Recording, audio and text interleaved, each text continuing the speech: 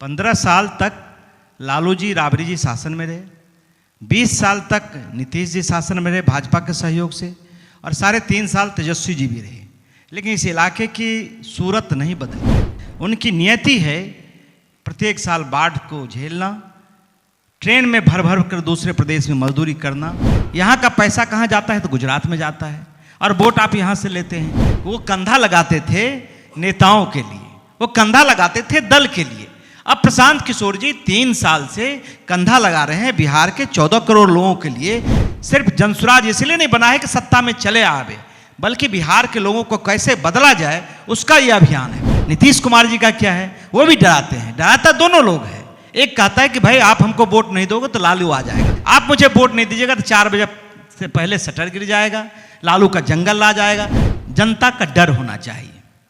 जब तक नेताओं के मन में डर पैदा नहीं होगा तब तक वो सही रास्ते पर नहीं चल सकता है। लेकिन आज जनसुराज की ताकत नहीं है, वो जनता की ताकत है कि आज नीतीश कुमार डर के फैसला ले रहा है।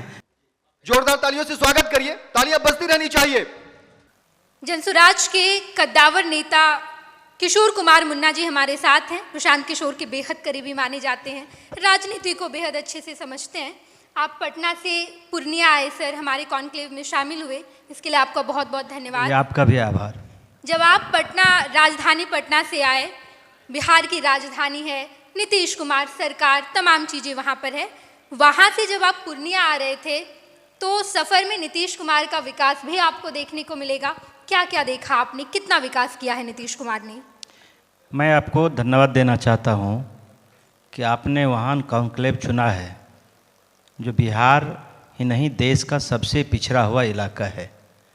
प्रति व्यक्ति आय देखेंगे तो सबसे कम पूर्णिया, किशनगंज, अररिया, कटिहार जो सीमांचल का क्षेत्र है उसमें है। सिर्फ प्रति व्यक्ति आय ही नहीं, बल्कि सबसे बड़ा जो यहाँ का समस्या है वो यहाँ का पलायन है, गरीबी है, और इस इलाके में उद्योग धंधा आपको नहीं मिलेगा। ये बात सही है कि 20 साल से नीतीश कुमार जी सत्ता में हैं भारतीय जनता पार्टी के सहयोग से, और करीब 3.5 साल तेजस्वी जी के सहयोग से। और इस इलाके में लोग सिर्फ मुसलमानों की चर्चा करते हैं, तो सिर्फ मुसलमानों का हालत बदतर नहीं है, बदहाल नहीं है, बल्कि इस इलाके में रहने वाले ज़्यादातर ABC, OBC, उनका भी हालत सबसे खराब है। नीतीश कुमार जी को इस इलाके में बड़ा समर्थन भी मिला है, और बड़े पैमाने पर लोग यहाँ से जीत के भी गए हैं, लेकिन उसका कोई फलाफल नहीं निकला है। आप देखिएगा तो आज भी सबसे ज़्यादा दूसरे प्रदेश में जो काम करने वाले लोग हैं उसमें यदि बिहार में परसेंटेज देखेंगे तो उसमें सीमांचल पूर्णिया के ही लोग ज़्यादातर लोग मिलेंगे। मजदूरी करता हुआ या अन्य उद्योग में काम करता हुआ, बोरा उठाता हुआ, इसी इलाके के लोग मिलेंगे। तो यहाँ का हालत बदला नहीं है। 15 साल तक लालू जी राबड़ी जी शासन में रहे, 20 साल तक नीतीश जी शासन में रहे भाजपा के सहयोग से, और 3.5 साल तेजस्वी जी भी रहे। लेकिन इस इलाके की सूरत नहीं बदली, और यहाँ के लोग आज भी बदहाल हैं, गरीबी में जी रहे हैं। उनकी नियति है प्रत्येक साल बाढ़ को झेलना, ट्रेन में भर भर कर दूसरे प्रदेश में मजदूरी करना, उनके भाग्य में ही लिखा हुआ है। और उस जगह आप कर रहे हैं तो मैं मानता हूँ कि ये बहुत ही उनके लिए, उनके सवाल को आप उठा रहे हैं, तो उसके लिए आपको बहुत बहुत धन्यवाद है, बधाई है आपको। मुन्ना जी, आपने सवाल का जवाब नहीं दिया। नीतीश कुमार का विकास दिखा या नहीं? नहीं, नीतीश कुमार का विकास आपने चर्चा की है। यदि नीतीश कुमार का विकास दिखता, सड़क बनी है तो सड़क सिर्फ बिहार में नहीं बनी है, बिजली यहाँ आई है गांव में, सिर्फ बिहार में नहीं आई है। आप देखेंगे कि सड़क दूसरे प्रदेश में भी इससे बेहतर सड़क बने हैं। जो बिजली का कंजम्पशन अभी लोग कह रहे हैं, तो सबसे कम बिजली का उपभोग कहाँ हो रहा है? आप उसको देखिए, गूगल पर जाइए तो बिहार है। सबसे सड़क की आप बात करते हैं, सड़क बनी है, मैंने कहा कि सड़क बनी, बिजली बनी, तब तो नीतीश कुमार 20 साल से हैं। लेकिन जो लोगों का मूल समस्या है उससे लोग नहीं निकल पाए। गरीबी यहाँ क्या है? गरीबी से आपको निकलना है तो गरीबी का 3 ही रास्ता है, या तो आपके पास ज़मीन होना चाहिए, फिर या आपके पास शिक्षा होनी चाहिए, आपके पास पूंजी होना चाहिए। जो यहाँ ज़्यादातर लोग हैं उसमें 100 लोगों के पास तो ज़मीन है ही नहीं, 100 लोगों में 60 लोगों के पास भूमिहीन है। जो 40 लोग हैं उसमें 35 आदमी के पास 2 बीघे से कम ज़मीन है। और आप पूंजी में जाइएगा तो जो बैंक यहाँ सरकार को जो सहयोग करना चाहिए वो सहयोग करती नहीं है।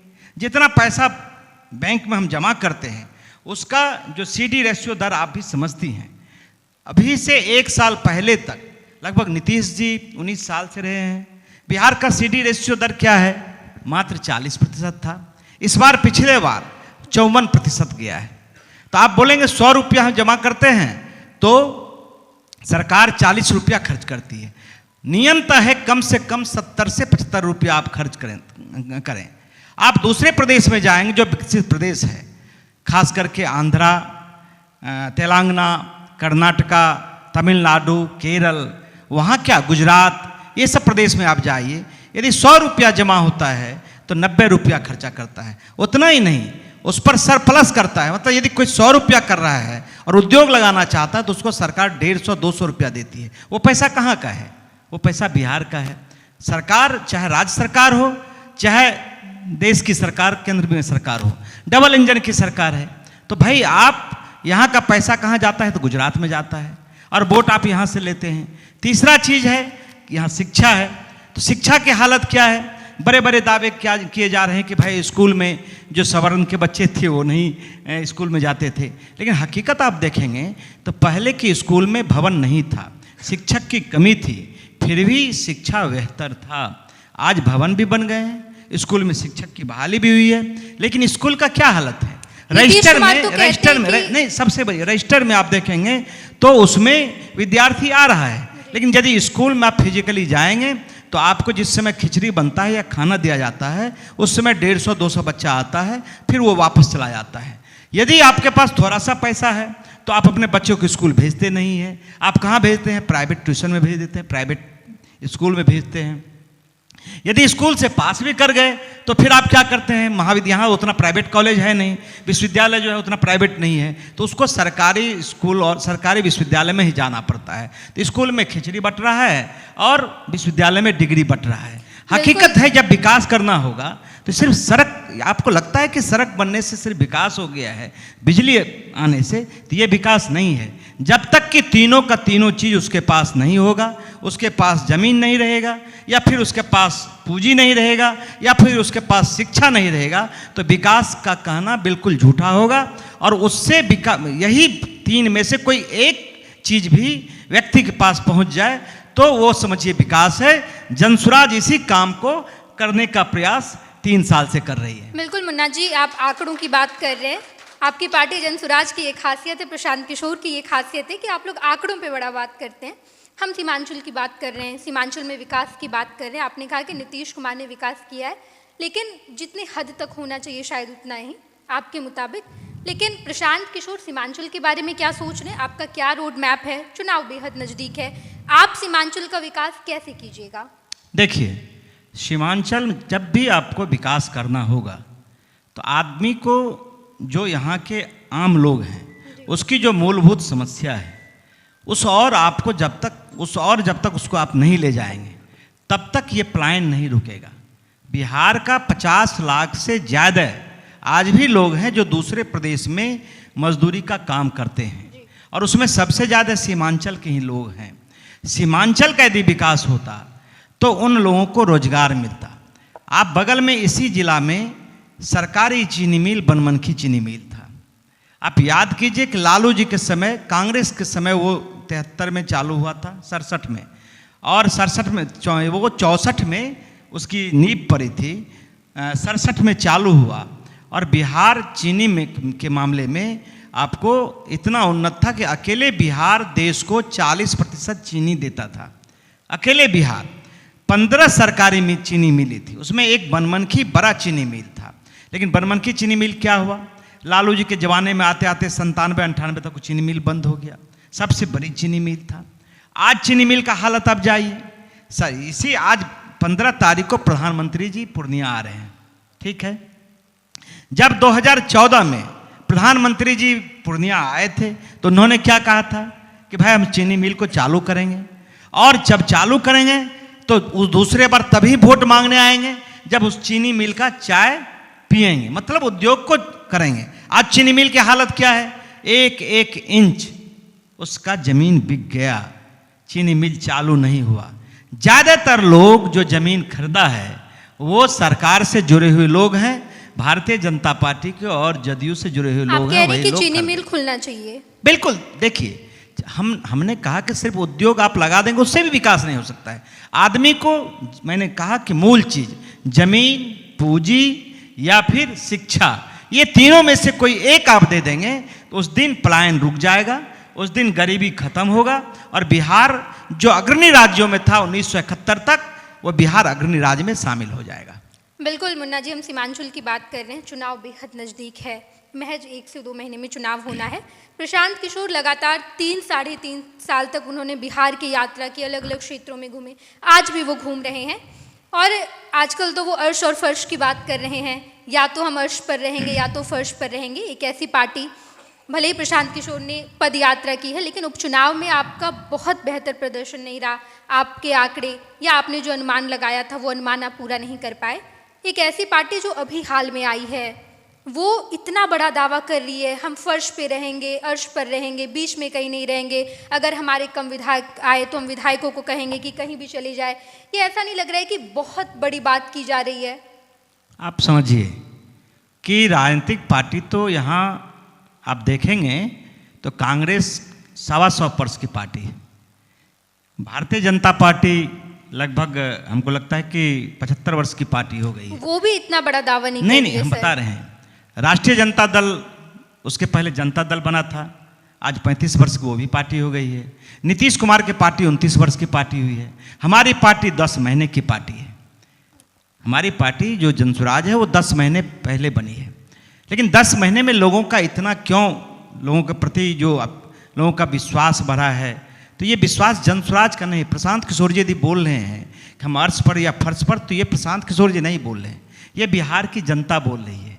बिहार के लोगों के मन में है कि भाई इतनी वर्ष की पार्टी, कोई 45 वर्ष 50 वर्ष शासन किया, कोई 35 वर्ष शासन कोई किया, कोई 20 साल शासन में हो, फिर भी बिहार का जो गरीबी है, बदहाली है, बिहार जो आज पिछड़ा हुआ प्रदेश है, उससे बिहार नहीं निकला है। बिहार के किस्मत में यही लिखा हुआ है, मजदूर का फैक्ट्री बन गया है बिहार। तो एक व्यक्ति जो 47 साल का है, वो प्रशांत किशोर जी क्या करते थे? वो तो रणनीतिकार थे, वो तो ये काम नहीं करते थे। लोगों को, नेताओं को सलाह देते थे, कंधा लगाते थे। उनकी जीत में से प्रशांत किशोर जी की भूमिका नहीं थी, लेकिन वो सहयोग करते थे, और यही उनका ये था भी। आज भी वही काम कर रहे हैं, आज भी उसमें कोई फर्क नहीं आया है। फर्क सिर्फ इतना है कि वो कंधा लगाते थे नेताओं के लिए, वो कंधा लगाते थे दल के लिए। अब प्रशांत किशोर जी 3 साल से कंधा लगा रहे हैं बिहार के 14 करोड़ लोगों के लिए कि उसको कैसे गरीबी से निकाला जाए, बदहाली से निकाला जाए, उसको कैसे गरीबी से निकाला जाए, पलायन रोका जाए, यहाँ रोजी रोजगार का व्यवस्था किया जाए। यही मूल चीज प्रशांत किशोर जी कह रहे हैं। आपने चर्चा की कि भाई अर्श पे या फर्श पे, तो चूंकि एक वो अनुमानित करते हैं। आपने कहा कि आपको उपचुनाव में सफलता नहीं मिली। हाँ, नहीं मिली, लेकिन आप बताइए कि मात्र 22 दिन की पार्टी थी। 2 अक्टूबर 2024 को पदयात्रा तो कई साल नहीं, पार्टी बनी थी, मात्र 22 दिन हुई थी। 23वां दिन चुनाव घोषणा हो गया था, कोई तैयारी नहीं था, उपचुनाव हुआ था। उसके बावजूद 11% वोट जनसुराज को मिला। मैं हार गया चुनाव, लेकिन 11%। आप देखिए नीतीश कुमार जी को, नीतीश कुमार जी की पार्टी समता पार्टी बनी थी, 95 में चुनाव लड़ा था, कितना वोट मिला था? 6-7% वोट मिला था। और हमको मात्र 22 दिन में, 23 दिन में परिणाम आया, 21 दिन के बाद तो हमको 11% वोट आया। अब चूंकि 10 महीना हुआ है, 2 साल प्रशांत किशोर जी पैदल चले हैं, और जो पदयात्रा के हैं, गांव गए हैं, 5000 से ज़्यादा गांव गए हैं, लगभग 5000 से ज़्यादा किलोमीटर पैदल चले हैं, 18 जिले में पैदल चले हैं। तो जब पैदल चल रहे थे तो लोगों के मन में एक विश्वास हुआ कि भाई, जब शुरू किए तो लोगों लगा 1 सप्ताह, 2 सप्ताह, 2 महीना चलेंगे, लेकिन लगातार पैदल चल रहे हैं। आज भी उनके कहते हैं कि ये काम मेरा रुकेगा ना, ये अभियान है, बिहार को बदलने का अभियान है। ये किसी को नेता एमएलए एमपी बनाने का नहीं है। सिर्फ जनसुराज इसलिए नहीं बना है कि सत्ता में चले आवे, बल्कि बिहार के लोगों को कैसे बदला जाए उसका ये अभियान है। और यही ताकत है कि आज लोगों का विश्वास, लोगों का आकांक्षा, लोगों का उनके प्रति जो स्नेह है, आशीर्वाद है, वो इस तरह से बड़ा है कि जनसुराज एक तीसरा विकल्प बिहार के लोगों को मिला था। 20 साल तक, 35 साल, 20 साल नहीं 35 साल तक लालू जी, नीतीश जी और ये भाजपा और मोदी जी के चक्कर में बिहार घूम रहा था। उसके पास विकल्प नहीं था। भाजपा के डर से मुसलमान को डराया जा रहा था कि भाई भाजपा आ जाएगा तो तुम्हारा जो ये है खतरे में पड़ जाएगा। तो जो अल्पसंख्यक थे उसको अल्पसंख्यक कह के डराया गया और भाजपा के डर से वो वोट लेते गया। और नीतीश कुमार जी का क्या है, वो भी डराते हैं। डराता दोनों लोग हैं। एक कहता है कि भाई आप हमको वोट नहीं दोगे तो लालू आ जाएगा, दूसरा कोई उसका नहीं है, कोई उसका नहीं है। सिर्फ इतना कहता है आप मुझे वोट नहीं दीजिएगा तो 4 बजे से पहले शटर गिर जाएगा, लालू का जंगल ला जाएगा। अरे लालू का जंगल ला जो था वो तो 2005 में ही लोगों ने लालू जी को पैकअप कर दिया, बंद कर दिया। फिर आपको मौका लगा और आपको जब 20 साल तक मौका मिला तो उसमें आप तेजस्वी जी को भी शामिल कर लिए, राजद को पुनर्जीवित भी कर लिया। और आज इनकी हालत देखिए। जब हम लोग जनसुराज शुरू किए तो सब लोगों ने कहना शुरू किया कि ये भारतीय जनता पार्टी का बी टीम है, यही बोलता था। इसी से ही जुड़ा एक सवाल, आप कह रहे हैं कि हम घूम रहे हैं, इस बार हम बेहतर प्रदर्शन करेंगे। प्रशांत किशोर तो ये भी कह रहे हैं कि सरकार बनेगी, लेकिन एक परसेप्शन आपके लिए ये भी है कि आप वोट कटवा की भूमिका निभाएंगे और अगर आप काटेंगे तो आप एनडीए का वोट काटेंगे और इसका कहीं ना कहीं लाभ महागठबंधन को मिलने वाला है। कितनी सच्चाई? देखिए आज तक महागठबंधन के लोग मतलब कुछ दिन पहले तक बहुत खुश थे कि भाई ये लोग बीजेपी के वोट काटेंगे, ठीक है। आज बीजेपी वाले डरे हुए हैं। कल ही संजय जायसवाल कहे हैं कि ये महागठबंधन के ये है। नेताओं के अंदर जनता का डर होना चाहिए। जब तक नेताओं के मन में डर पैदा नहीं होगा तब तक वो सही रास्ते पर नहीं चल सकता है। जनसुराज जो आई है वो नेताओं को जनता को जागरूक किया है और नेताओं के मन में अब डर पैदा हुआ है। उसका कारण मैं बताता हूं। 1 महीने को आप देख लीजिए, नीतीश कुमार जी का जो कैबिनेट अभी हुआ है, 1 महीने के अंदर आशा कार्यकर्ता, जीविका, ममता दीदी, रसोईया, जो ऑपरेटर है कंप्यूटर ऑपरेटर, वो तमाम बिजली 125 यूनिट फ्री, ये सब क्या है? विकास कहेंगे। 1100 रुपया ये जो सामाजिक सुरक्षा पेंशन था। भाई 400 रुपया 20 साल तक नीतीश कुमार 400 रुपया भीख का पेंशन देते रहा। 20 साल में लोग जाते रहे, डिमांड करता रहा, एक बार नहीं बढ़ाए। ममता दीदी, रसोईया, आंगनबाड़ी सेविका, सहायिका, टीचर लाठी खाते रहा, उसका वेतन नहीं बढ़ा, उसका मानदेय नहीं बढ़ा। लेकिन आज जनसुराज की ताकत नहीं है, वो जनता की ताकत है कि आज नीतीश कुमार डर के फैसला ले रहा है। तो ये जनसुराज का डर है। विकास करें तो भी परेशानी, ये सारे विकास ही तो है। ये विकास नहीं है। मैंने कहा कि यदि विकास होता और विपक्ष ऐसा नहीं तक कमजोर था, तेजस्वी यादव या लालू प्रसाद यादव वो पहले से थे, विपक्ष मजबूत था, लेकिन उन्होंने फैसला क्यों नहीं लिया?